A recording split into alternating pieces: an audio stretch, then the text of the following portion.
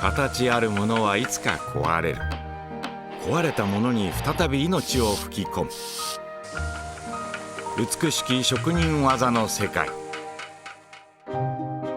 修理見せます。今回の舞台はこの部屋。修理人が使う道具はペンチ、ドライバー、針、ハンマー、そしてお手製のヘラ。今回の見せる修理人がこちら、高橋一郎さん。高橋さんが修理するもの、それはサックス。管楽器の中でも特にメンテナンスが必要な楽器、サクソフォン。1940年に創業した日本最初の管楽器修理店だという。職人歴43年、父親の代から3代続いている。年代物のサックス直します。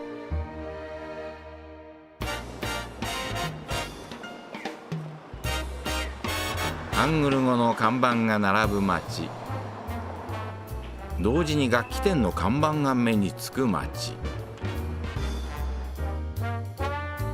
ほど近い歌舞伎町のナイトクラブなどでは、かつて店ごとにお抱えのビッグバンドがあった。その名残がうかがえる大通りから一本奥へ。この日も修理人の作業場には楽器を抱えた依頼人が訪ねてきていた。かなりのね立派に黒い。立派にね、別にこれ火事の後から出てきたっていうわけじゃないんですけどね。依頼人の川辺さん、サックスを200本近く持っている収集家。高橋さんとは7年来のお付き合い。およそ80年前に作られた、今はもう製造されていない貴重な種類。カビが生え、錆もこびりつき、全体が焦げたように真っ黒に。隙間にはホコリが溜まっている。音はというと、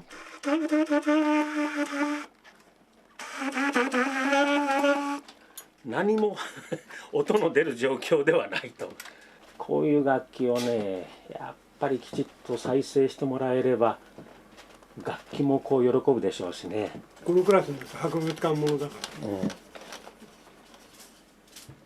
ら、大変だけど十分治ると思います、ね。テナーほどぶっとい自己主張するような音でもないし、アルトほど妙にこうなよなよっとしたところももちろんない楽器だし、でそういう点で非常に好きな楽器なんですね。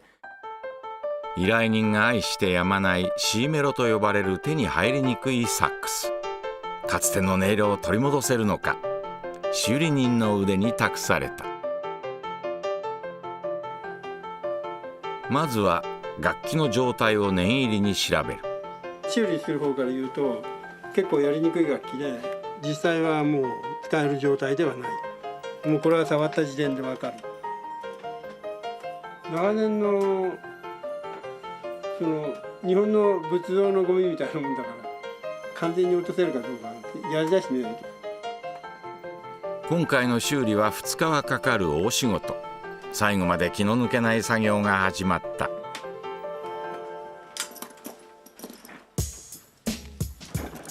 まず取り出したのはドライバー。パーツをすべて外しながら修理の道筋を思い描く。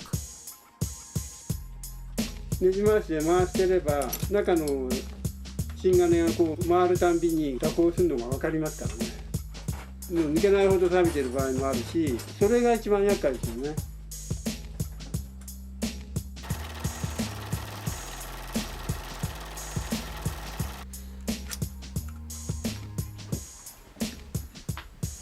錆と格闘しつつ、修理人は一つ一つのパーツを丁寧に分解していく。1時間後、キーはすべて外されバラバラに。次の作業は3代目にバトンタッチ。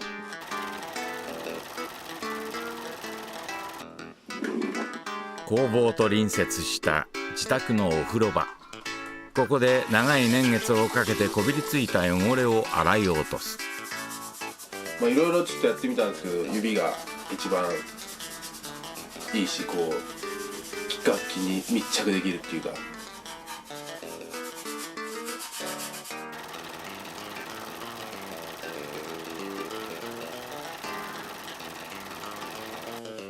磨くこと1時間。洗い流すと本来のシルバーの輝きがよみがえった。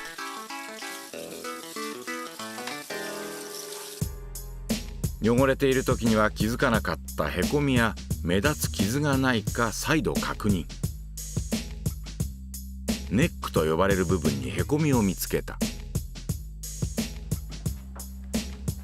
取り出したのは何の変哲もない鉄の棒。実は先代が手作りした道具で60年以上使われ続けている。へこんだ部分を注意深く見ていただきたい。へこみが消えた。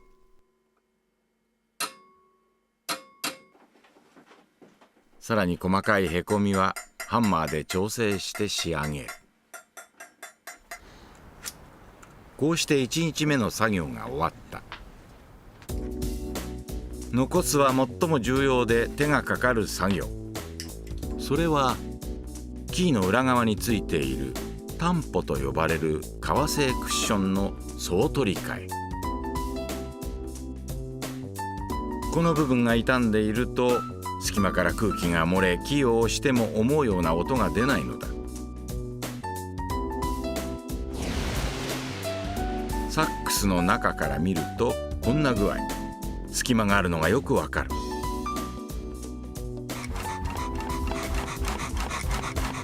ふいごで火を調節して溶かした接着剤を塗っていく。新しいタンポをはめ込み、お手製のヘラで固定する。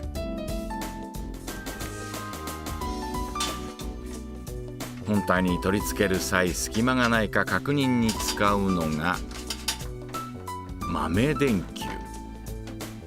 内側から光を当て、光が漏れていないかで確かめる。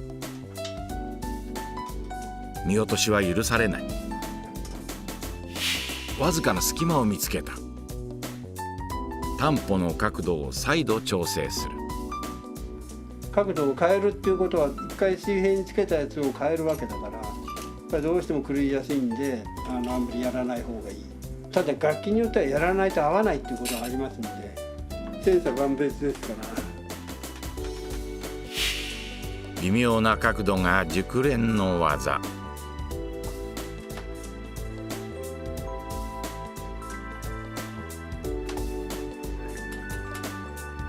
こうして修理は完了した。黒ずみの下から現れたのは80年前のシルバーの輝き。へこみもなくなり、美しいフォルムに。歪みも直され、キーの押さえもピタリとはまる。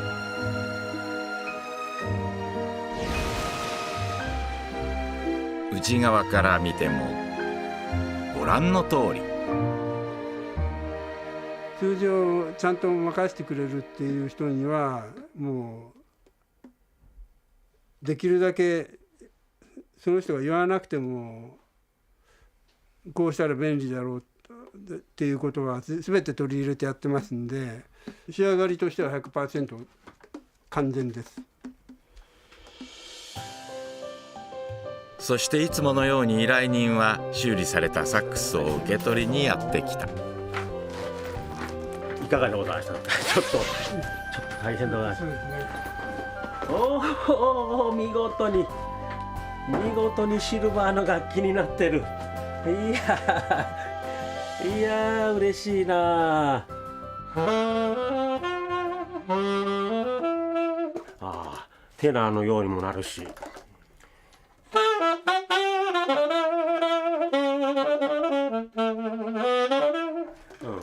アルトのようにも感じるし、言うことないです。もう素晴らしい仕上がりです。今日もよみがえったサックスの音色が聞こえてきた。